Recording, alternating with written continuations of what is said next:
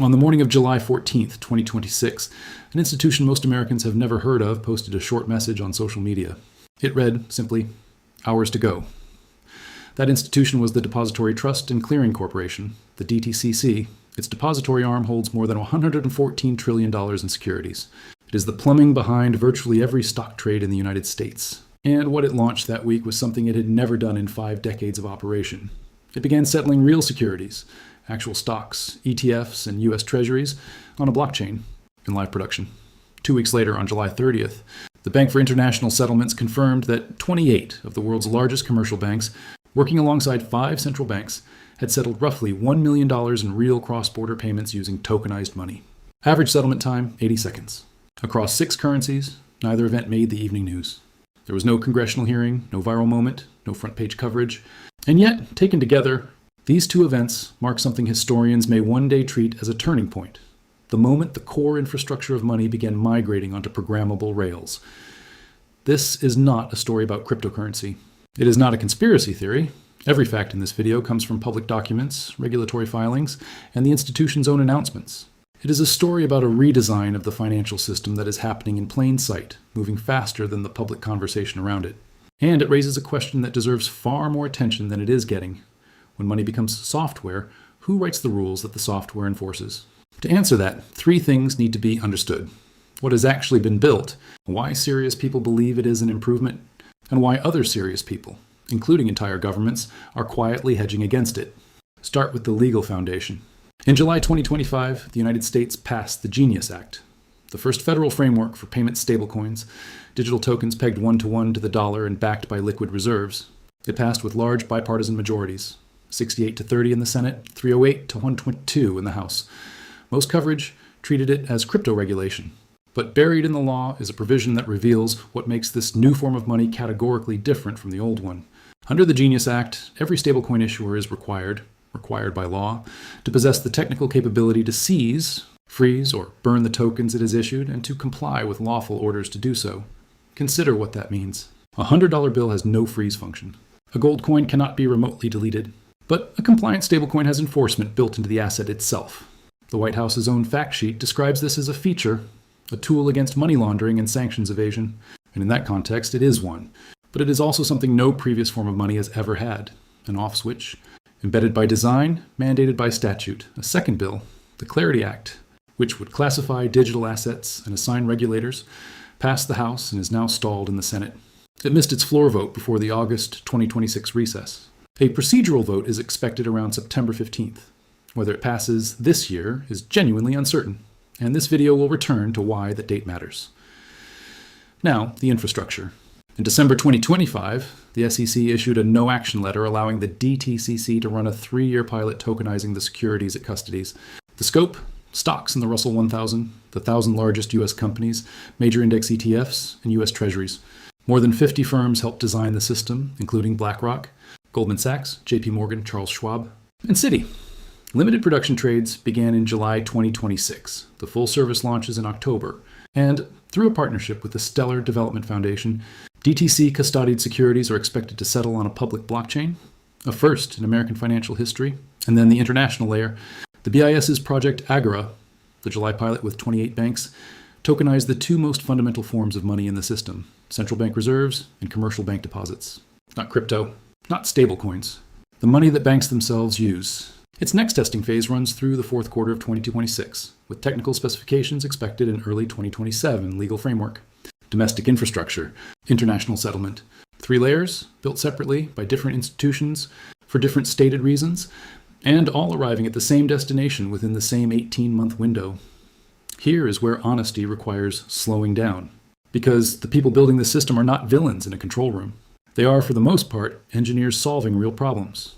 And the problems are real. Today, a cross-border payment can take days and pass through a chain of correspondent banks, each keeping its own records, each adding cost and delay. Settlement of a U.S. stock trade takes a full business day, during which trillions in capital sit locked as collateral against the risk that one side fails to deliver. Reconciliation, the unglamorous work of making sure everyone's ledger agrees, consumes billions of dollars a year. Tokenization attacks all of it. A shared ledger means one record instead of many. Atomic settlement means both sides of a trade complete simultaneously or not at all. counterparty risk collapses. The 80-second settlement in the Agra pilot was measured on real transactions. The traditional equivalent is measured in days. And the market has noticed. Tokenized real-world assets on-chain have roughly tripled in a year, with institutional capital moving for operational reasons, not speculation. It must also be said plainly, the DTCC has structured its pilot carefully. Tokenized holdings carry the same legal ownership, rights, dividends, and protections as traditional ones. The SEC's authorization is narrow, temporary, and revocable. The BIS explicitly calls Agora experimental, with no commitment to production. These are cautious institutions moving deliberately, so the efficiency case is genuine. Anyone who tells you this is nothing but a control grid is not being straight with you. But anyone who tells you efficiency is the whole story is leaving something out too.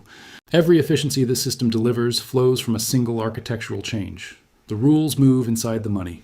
Compliance checks, settlement conditions, transfer restrictions, functions that once required institutions acting through legal process, become code, executing automatically.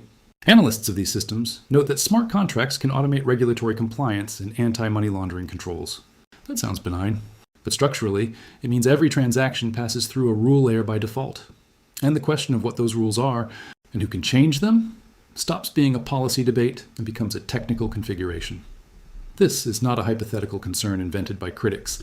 It is why the term central bank digital currency became politically radioactive. And here is the subtle part. What is being built now is not a CBDC. It is private sector infrastructure, market-driven adoption, no government wallet. Yet the functional capabilities, programmability, traceability, the mandated freeze and seize capacity in the Genius Act arrive by a different road. Whether that distinction matters, or how much, is exactly the debate the public has not yet had, and some governments have already run this experiment in their own way.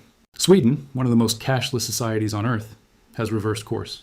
Its civil preparedness guidance now advises households to keep enough cash for a week, citing the fragility of electronic payments in a crisis or conflict. Its central bank has pushed to protect the ability to pay in cash. Switzerland has moved to anchor cash in its constitution. These are not fringe reactions. They are advanced economies concluding that a payment system with a single point of control is also a payment system with a single point of failure. Whether the threat is a hostile state, a cyber attack, or a future government with fewer scruples than the current one, that is the real issue. Not that today's institutions intend abuse. There is no evidence they do. It is that infrastructure outlives intentions. The freeze function written for sanctions enforcement in 2026 will still exist in 2036, available to whoever holds authority then, for whatever purposes then seem justified. Intellectual honesty requires naming what is not known. It is not known whether the Clarity Act passes this year, the Senate returns September 14th, and the midterms complicate everything. It is not known how far the DTCC pilot expands, or whether the SEC extends it when the 3-year window closes. It is not known whether Agora ever becomes production infrastructure. The BIS insists it may not. And it is not known whether programmability will, in practice, be used for anything beyond the compliance functions already performed today, more slowly, by humans. Anyone claiming certainty on these questions is selling something, but 3 signals in the next several months will reveal the trajectory. First, the Senate vote expected mid-September.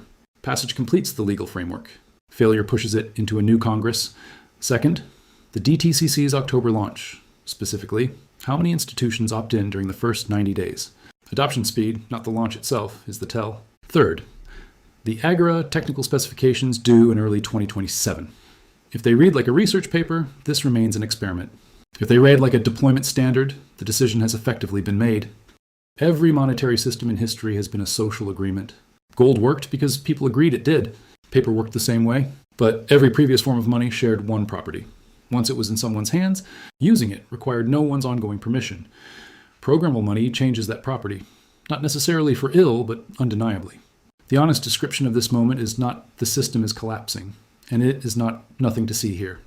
It is this: the deepest layer of financial infrastructure is being rebuilt. The rebuild is being led by careful institutions solving real problems. And the rebuilt system will have capabilities no previous one had. Capabilities whose governance has barely been discussed in public. The time to have that discussion is while the concrete is still wet. It hardens in October. If this analysis was useful, subscribe. The September Senate vote, the October launch, and the Agora specifications will each get a follow-up as they happen. And a question for the comments. Does the mandated freeze capability in the Genius Act strike you as a reasonable law enforcement tool or precedent that will outlive its purpose? Serious arguments exist on both sides. The best ones will shape the next video.